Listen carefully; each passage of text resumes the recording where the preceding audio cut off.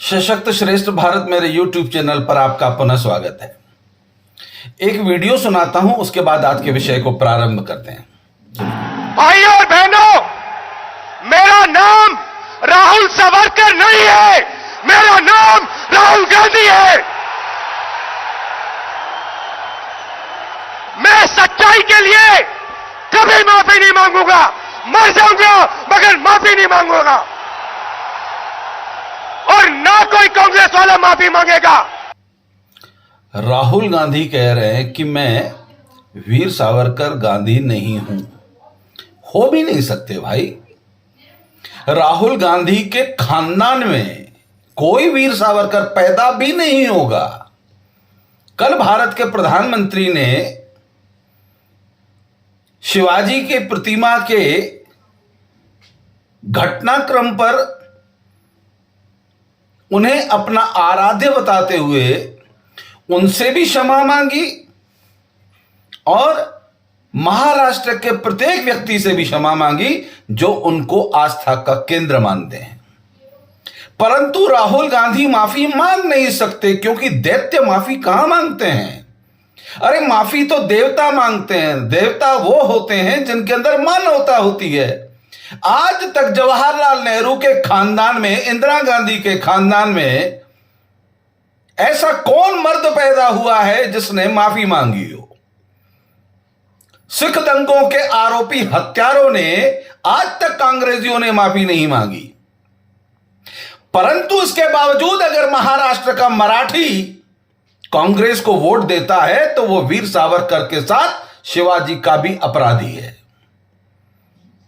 जिनको अपना आराध्य मानते हैं महाराष्ट्र के मराठी, उनका लगातार अपमान करने वाले कांग्रेसियों को वोट देने का अपराध करने वाले प्रत्येक मराठी को कहना चाहता हूं, राहुल गांधी ने वीर सावरकर का अपमान एक बार नहीं कई बार किया है और कहा है मैं भी माफी नहीं मांगूंगा, कोई कांग्रेसी भी माफी नहीं मांगेगा।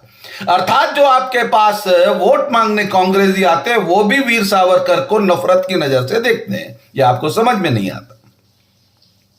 भारत का प्रधानमंत्री इतने बड़े यश पर, इतने बड़े पद पर बैठे हुए क्षमा मांगता है। किसानों के बिल पर अगर भारत के प्रधानमंत्री ने बिल वापस लिए तो इसलिए नहीं लिए, चाहता तो भारत का प्रधानमंत्री वहां पर भी हर कुछ कर सकता था, परंतु उसे अपना देश बचाना था, अपना परिवार बचाना था, क्योंकि वह भारत को अपना परिवार मानता है। भारत का प्रधानमंत्री अभिमान और अहंकार के वश आकर इस देश को तिलांजलि देने के लिए तैयार नहीं है, क्योंकि वह जानता है कि इस देश के अंदर गद्दारों की संख्या इतनी बढ़ चुकी है जो पाकिस्तान से फंडिंग से भारत में राजनीति कर रहे हैं, अमेरिका के दलालों के रूप में काम कर रहे हैं, और कांग्रेस ने फूट डालो राज करो की राजनीति प्रारंभ से की है। और उसी कांग्रेस का एक हिस्सेदार, एक पार्ट है ममता बनर्जी, जो कलकत्ता में अब वो कहती हैं कि साहब प्रधानमंत्री जी फांसी की सजा दीजिए। गृह मंत्री ममता बनर्जी,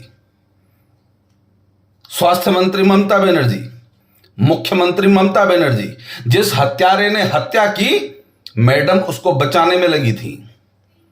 उस हॉस्पिटल के प्रिंसिपल को बचाने की पूरी कोशिश की, गुंडों को भेजकर वहां के सबूत मिटाने का काम किया। मतलब आप अपराध करो और भारत के प्रधानमंत्री को कहो कि साहब आप तो अब सीबीआई से जस्टिस दिलवाओ। यह ममता बनर्जी भी कांग्रेस का ही भाग है। इस वीडियो के माध्यम से मैं प्रत्येक देशवासी को यह बताना चाहता हूं कि भारत के टुकड़े करने की तैयारी करने वाले कांग्रेसी मानसिकता को समझ लीजिए। अरविंद केजरीवाल की आम आदमी पार्टी कांग्रेस की बी टीम में यह आपको कई बार उन्हीं लोगों ने अपनी एक्टिविटी से सबूत दिए हैं। उसके बावजूद अगर इस देश के लोगों को भारत विरोधी नहीं समझ में आ रहे तो दुर्भाग्य है। राहुल गांधी सालों से सपने लेकर बैठे हैं कि मैं भारत के टुकड़े टुकड़े करूंगा, क्योंकि वह वर्ण संकर संतान है। न वो हिंदू है, न वो ईसाई है, न वो मुस्लिम है। और उनका एजेंडा है भारत को तोड़ने का।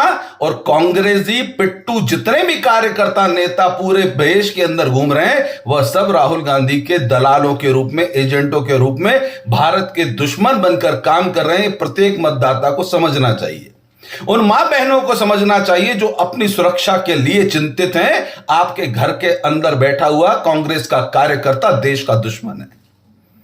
वो जानते हैं कि राहुल गांधी का एजेंडा क्या है। उसका एजेंडा है भारत को तोड़ो।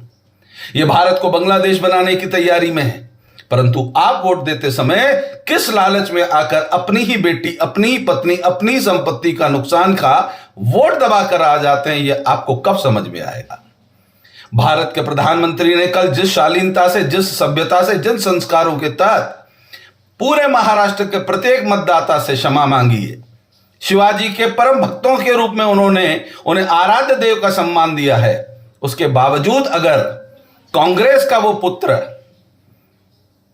वीर सावरकर नहीं हूं मैं, माफी नहीं मांगूंगा, कांग्रेस ही माफी नहीं मांगेगा, उसके बाद अगर राहुल गांधी और कांग्रेस के पक्ष में मतदान करते हो, अर्थात वह मतदान करने वाला व्यक्ति भी महाराष्ट्र का अपराधी है, देश का अपराधी है। यह जानते हुए भी कि वीर सावरकर का अपमान करने वाली कांग्रेस को हम वोट दे रहे हैं, वो वीर सावरकर का भी अपराधी है। जय हिंद, जय भारत।